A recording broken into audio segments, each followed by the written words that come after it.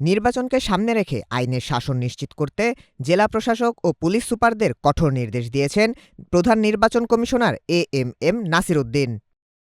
মঙ্গলবার রাজধানীর আগারগাঁওয়ে নির্বাচন ভবনে ত্রয়োদশ জাতীয় সংসদ নির্বাচন ও গণভোট উপলক্ষে কর্মকর্তাদের সঙ্গে এক মতবিনিময় সভায় তিনি একথা বলেন।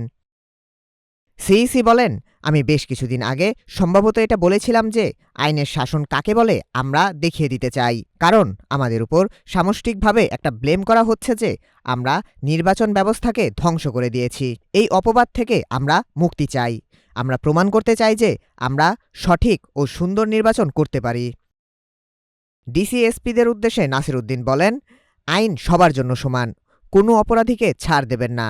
মাঠ পর্যায়ে যারা সরকারকে সচল রাখেন তাদের সবাই এখানে উপস্থিত আছেন। এই সিস্টেমকে ধরে রাখা, সিস্টেমটাকে চালু রাখা এবং সিস্টেমটা যাতে ভালোভাবে ডেলিভার করতে পারে সে দায়িত্ব আপনাদের।